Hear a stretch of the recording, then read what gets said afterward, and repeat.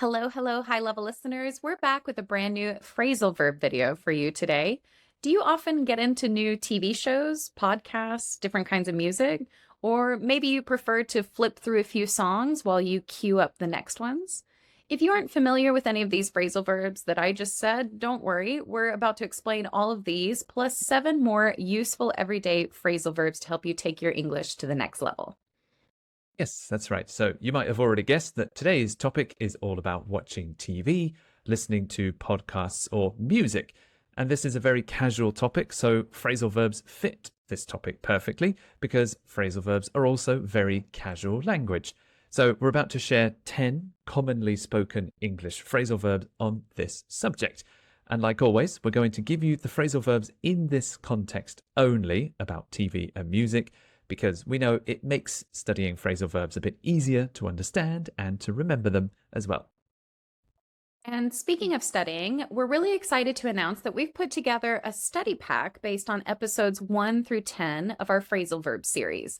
We went back through all of our previous phrasal verb videos and from 1 to 10, and we put them into a really useful course with PDF worksheets, word lists, and ad-free MP3s for you for every single unit. What's even more exciting is that it's a growing bundle. So this is episode 11, and we will keep adding new units to it, like the episode you're watching right now, because we added it to the study pack today as well. So when we make unit 12, it'll keep growing, unit 13, etc. We'll just keep adding to the study pack. So you get to buy it once, and you get all the benefits of every week, every month, getting new phrasal verb videos. Yes, that's right. So if you are serious about taking your English to the next level and you want to use more phrasal verbs like native speakers do all the time, then this study pack will give your English a big boost and help you sound more fluent and more natural than ever before. So you can get this growing phrasal verb study pack from our high level listening store by clicking on the link in the description below. All right, so let's get back to today's class. Like always in these videos, we'll explain each phrasal verb very simply, giving you a good definition, then give you 4 example sentences for each one. I think you'll really enjoy these phrasal verbs that we've chosen for you today, so let's jump into the first one. Yes, the first phrasal verb is tune in. Tune in. In my British accent, this TU sounds a bit like a CH, so tune in, but it is TUNE, tune in. When you tune in, you watch a TV program or you listen to a radio show. It's another way to say you choose that show or you choose to listen to that podcast. This is especially common when we're talking about live TV. Live TV follows a schedule. A program starts at 3, then the next one's at 4, the next one's at 5. If you want to watch the one at 5 p.m., you need to sit down on time and tune in. Change the channel and switch to that program at 5 o'clock. You'll often hear news stations advertise their programs and say, tune in at 9 p.m. every Wednesday for this. You might tune in for the Olympics, tune in for the news, tune in for sports. It's when you watch a program at a specific time because it's live TV or radio. Here are some example sentences.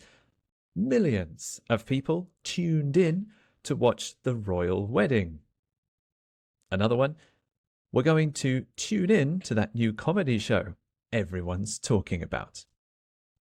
I often use it for finding a radio station. So literally I'm tuning in because I'm trying to get the radio station perfect. So I always tune into the news in the morning.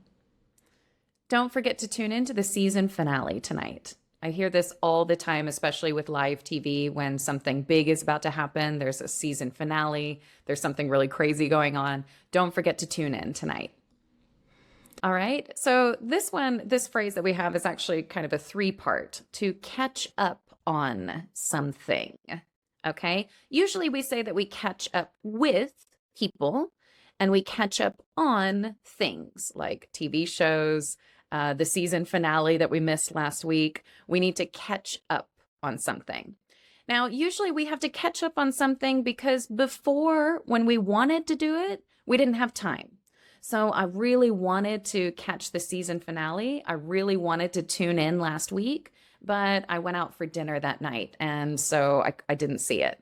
So I need to catch up on something. So I've been busy, so I have a lot of podcasts to catch up on. I wanted to listen to these podcasts last week, but I was really busy. I missed it. So I've been busy, so I have a lot of podcasts to catch up on. Did you manage to catch up on last night's episode?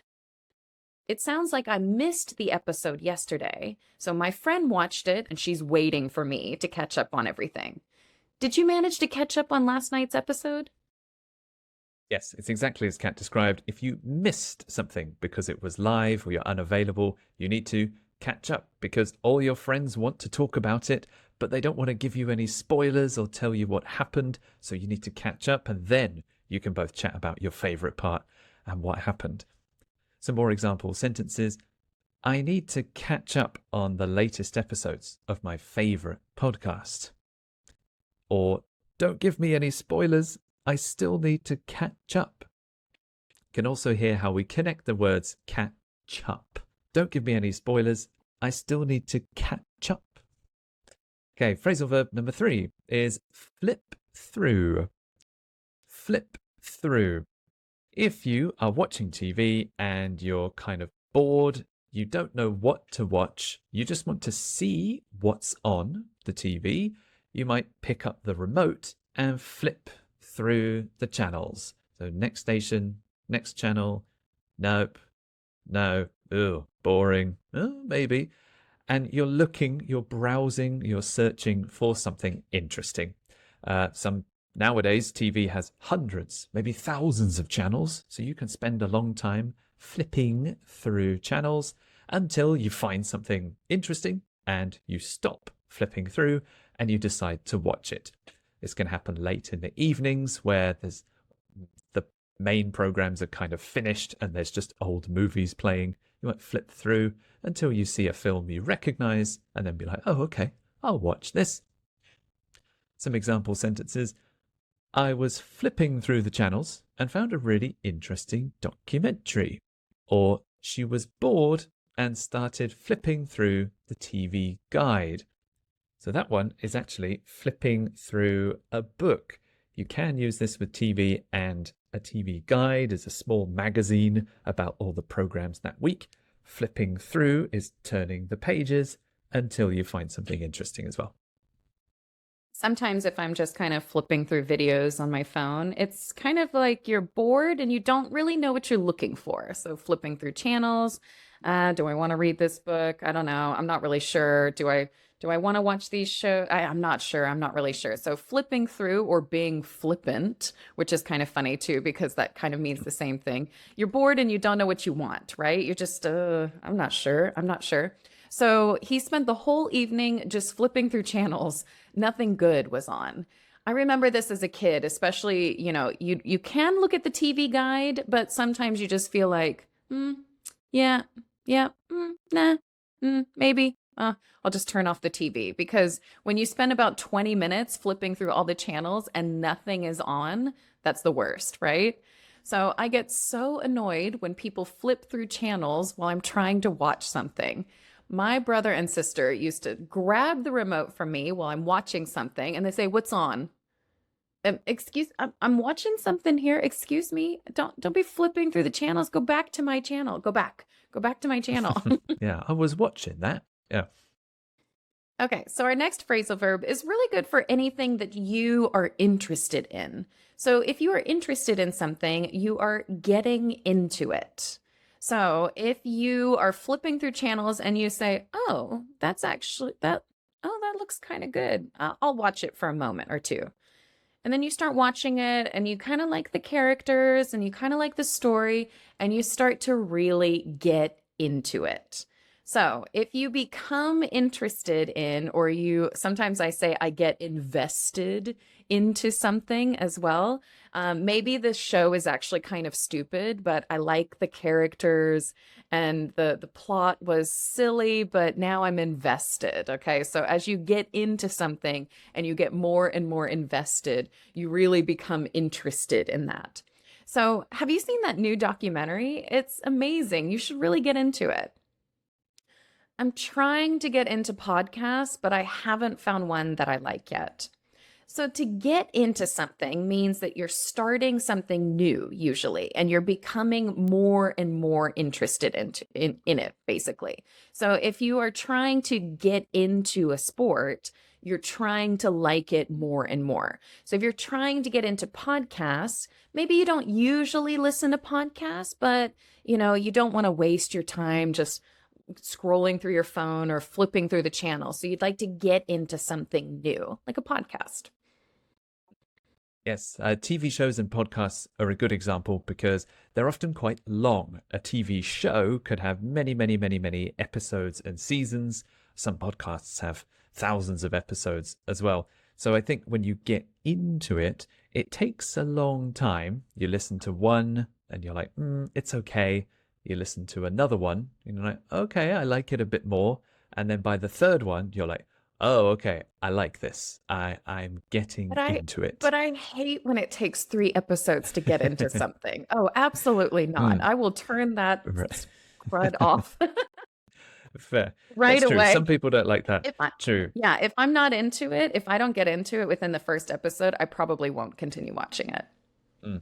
Yeah, into is definitely the word because there could be a really exciting TV show and you'd say, watch the first 5 minutes and you'll be into it.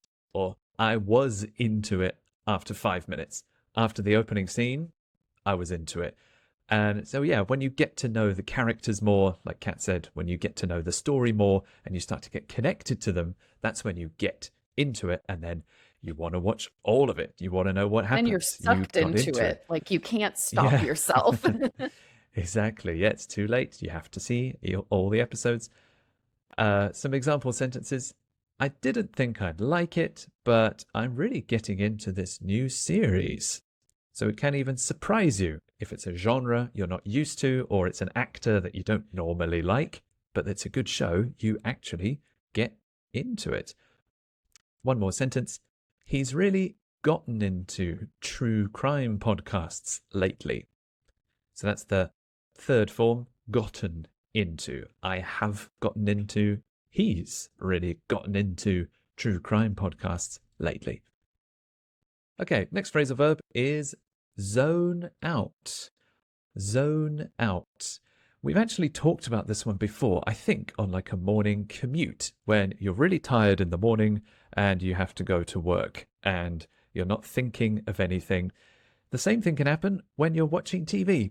Maybe it's not a very exciting show. Maybe it's quite a boring movie, or maybe it's a part of the podcast which is quite slow. And 5 minutes go past, 10 minutes go past, and suddenly you go, oh, wait, what happened? I wasn't paying attention. I zoned out. This is also more possible when you have your phone in your hand. I do this. I'm watching TV and I have my phone at the same time. I look at my phone a little bit more. Something happens on TV and the characters start fighting. And I'm like, oh, wait, what happened? I zoned out. I need to rewind and catch up and see what I missed. I need to pay attention this time. So when you zone out, maybe it's boring, maybe you're tired, maybe you're distracted, and you're not paying attention to the show. For example, I was so tired, I completely zoned out during the movie. Or, sorry, I zoned out for a minute. What were they saying? Oh, sorry, I zoned out. Is it my turn? Yes, Nice. I think Very it's my good. turn now. Okay, Very good. sorry. Very good. Sorry, was I boring you? Sorry, sorry. Oh, I completely zoned out there. No, I'm just kidding. Yeah, this is kind of the boring side of, you're tired, you are not really paying attention, and you're just zoning out, right? So the movie was so boring, I completely zoned out. This happens especially when you're double screening. Oopsie. You'll be watching a TV show in the background and you'll just kind of get on your phone just to kind of scroll through it a little bit, and you completely zone out on both screens. You don't know what's happening on your phone. You don't know what's happening on the TV show. You have to rewind because you zoned out a bit. Sometimes I like to zone out and listen to some relaxing music. Now, you can use zone out in a good way for sure. I mean, it's not just because you're tired, but sometimes you want to just really unwind, zone out, just kind of stop thinking for a little while, right? So it can be used in a positive way. It just depends on if you control it or not. I think if you can't control it and you zone out, it's probably because something is boring. But if you put yourself in a relaxing situation and just take the time to zone out, then I think that's not a bad thing. Now, of course, all of the TV shows you can usually binge watch on Netflix, but most of the time, it used to be that every week a new episode would come out. So you would look forward to the episode coming out, or look forward to a new album dropping, or you'd look forward to an interview or something like that that might be coming out soon. So if you are looking forward to something, we can use this for something in the future that you're excited about. So I can't wait for the next episode. I'm really looking forward to it. So we are looking forward to it, meaning we are excited about something in the future. Are you looking forward to the music festival this weekend? More examples. I'm really looking forward to the next episode of that show. Or he's been looking forward to this concert for months. So it's a funny phrasal verb because it's like I am looking forward to. It's always in the continuous. I am looking forward to. I was looking forward to. Yep. He That's was true. looking forward to. We are looking forward to. And yeah, it's a funny little exception. So yeah, I would say he's been looking forward to this concert for months. Okay, so now from here, we'll switch to music. We've talked about TV. The next couple of phrasal verbs will be more focused on music. This next one, there's a difference between what I would say in the UK and Kat might say in America. I would say cue up. Cue up. That's cue. So Q-U-E-U-E, often referred to as a line in the US, but a queue of people, a line of people waiting. To queue up is when you have a song on your phone or on an app like Spotify, and then you choose the next song to play when that one is finished. And then you queue up the next one, and then queue up the next one, and queue up the next one. You might do this if you're controlling the music at a party. I guess like a radio DJ or someone is always thinking of the next song, so they queue up the next one. Sometimes if you open the app like Spotify, it will say queue with Q-U-E-U-E. So that's become the phrase, probably thanks to the app. So if you queue up a song, you choose the next one after the one that's currently playing. So the music never stops. It just keeps going. People keep dancing. You probably choose a similar song to the one playing to keep the atmosphere, to keep the vibe going. So some example sentences could be, I'm going to queue up some of my favorite songs for the party. This means that you can queue up songs in advance, maybe a few hours before the party. You can prepare your songs. You can prepare your playlist. You can queue them up. One more example. She queued up a romantic comedy for their movie night. So again, this is mostly with music, but you can use this with films as well. I guess in this case, I would probably say she lined up. She lined up. So it's kind of like you're making plans for something. So in American English, we'd probably say line up to add to the line. But it is kind of interesting because Spotify has chosen their own vocabulary, and I think we're using that vocabulary more often now. Add to queue. Add to queue. So we don't usually say queue it up, but we are going to use in American English, add it to the queue. Now, I do want to just clarify the difference between making a playlist and adding it to the queue. If you make a playlist in advance, then you're going to grab your lovely songs that you like and you're going to put them in kind of a folder, and that's your playlist. So you've got your party playlist, you've got your relaxing playlist. You can even just choose a playlist online that's ready to go for the type of music you want to listen to. But if you want to add something to the queue, you're adding it to the music that's currently playing, right? So I kind of have some sentences that would sound like, oh, if anyone wants to add a few songs to the queue, you can click on this link here. That's pretty common nowadays. You get on Spotify, you send someone a link, and they can add their own songs to the queue. And the queue is the current music playing right now. So if I add it to the queue, I don't change the song right now. It's just next in line. Okay. Next in the queue, next in line. So can you add the next episode of the podcast to the queue? Because I don't want to stop. Oh, okay. Got to go find the song. Where is it? Where is it? Okay. Wasting all this time. Nope. I'm going to add it to the queue, add it to the queue, and then we can just play it seamlessly. So for the next phrase here, to blast out music. Okay. Now, really, this word, I use the word blast my music a lot, but to really blast out the music is taking it to another level. Okay. So blasting out your eardrums, blasting out the speakers, that would be really incredibly loud. So if you're going to complain about someone in the apartment above you for blasting out the windows, blasting out their speakers, then their music was way, way too loud. I more often probably use the word blast. I'm just blasting my music. It means I'm playing it quite loud, but not too loud. So for this one, blast out really sounds quite negative. So I'm just going to use the word blast for this one. All my kids wanted to do was blast some music and have a dance party in the living room. I love to blast my favorite songs when I'm driving. Okay, so yeah, exactly like Kat said, blast music sounds fun. Like you're having a party and everyone's having a good time. It's nice and loud, but it's like party loud, fun loud. Blast out is when it gets negative. Then it's too loud. Maybe it's annoying. Maybe you're sleeping and your neighbors are blasting out music all night.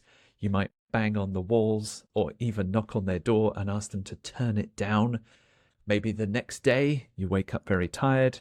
My neighbors were blasting out music all night. I couldn't sleep. Another example is people bring speakers to the beach and blast out music. I know that's kind of popular in some cultures, and people trying to relax on the beach don't like it because the music is too loud. They're blasting out music. So blast is fun, blast out is too loud. One more about music. This is using music, again, to relax or help yourself. And the phrasal verb is drown out. Drown out. So you might know drown, when you die in water. Drown out actually means to cover something or to block something. So maybe there is some construction next door and they're using very heavy machines and very noisy equipment, and you can't sleep, you can't concentrate. So you can put in your headphones or earbuds, turn up the volume, and then you can hear the music and you can't hear the noise. You drowned out the noise. You covered the sound with music or something else. So maybe I put on my headphones to drown out the noise of the traffic outside. And again, this helps you relax. It might help you focus. It might just take away an annoying sound. One popular thing that people do if they can't sleep or it helps them sleep is white noise. Kind of when you turn the TV to a non-existent channel and it's all fuzzy. Some people like to listen to white noise to drown out other sounds. Again, this is generally a way to relax or calm your mind or calm yourself down. It could also be noisy people. If you're trying to study in the library and there are students talking next to you, you can put in your headphones to drown them out. So it's using music to cover the noises of the outside. So if our neighbors are being quite noisy, I might turn up the TV. So she turned up the TV to drown out her noisy neighbors. That means I don't like your sound. I'm going to take my sound and make it louder so I can't hear you. Yeah. He used his headphones to drown out the distractions and focus on his work. Now, sometimes when I'm in my house, my cats are doing something over here and my neighbors might be talking over here or someone's cooking, and all of these distractions, I can't take it. So I'm going to put on especially my noise canceling headphones, and I'm going to try to drown that out because I really can't focus unless I do that. All right, so our final one is to sing along to something.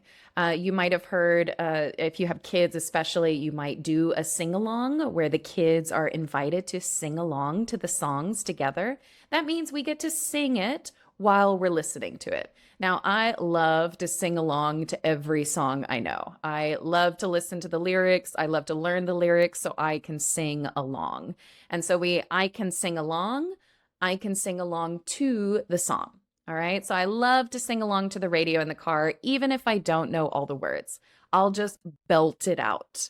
So here's another phrase that goes along with sing along. If you belt something out, you are really confident in the way that you sing along with the song. Okay. So I can sing along, la, la, la, la, la, or I can really belt it out, which is that it's really that confidence. I think it's even if you're not good. I mean, I think that I like to sing, even though I can't sing, and it doesn't bother me because I love the song so much. I'm just going to belt it out.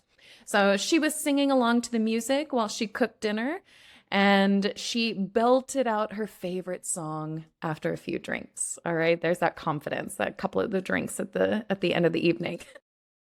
Yeah, you'll see it on a karaoke night or karaoke evening. Later, as the night gets later and later, people get more and more confident. You're more likely to find someone belting it out really loud, or a whole group of people, like 4 people, trying to share one microphone, all belting it out together. Yep. So sing along to is you sing along to a song or sing along to the words. But if you are with your friend, then you sing along with each other. Or maybe you're watching a concert and the singer is on stage and they ask the audience, sing along with me. And then the audience and the singer all start singing at the same time. And it's thousands of people belting it out together. So you sing along to a song or sing along to the lyrics, but then you sing along with your friends or sing along with me. One more example sentence. I love to sing along to my favorite songs in the car. And in the past tense, he put on his favorite album and sang along to every song. All right, so there you go. Another amazing list of very useful phrasal verbs and phrases that you can use when you're talking about watching TV, listening to podcasts, or listening to music in English. So which one was your favorite phrase from the video today? Did you learn any new phrasal verbs? Let us know in the comments below. We read and reply to every single one, and we love hearing from you guys. Yes, we really do. And like always, if you really like the video, you can also click like and subscribe to us here on YouTube to make sure you never miss any of the 2 new videos we put out each week. And once again, if you really want to take your phrasal verb knowledge to the next level, the Phrasal Verb Study Pack is available now, and it's got today's episode in it already. It's already online, ready to go. So it has extra activities, ad-free MP3s, a full word list, and lots more to help you take it offline and improve even more. So we really highly recommend checking it out. And we think native speakers will notice your new skills once you go through these activities and practice a little bit more. Right. Thank you so much, everyone. We really appreciate it. See you next time for our next English video here on High Level Listening.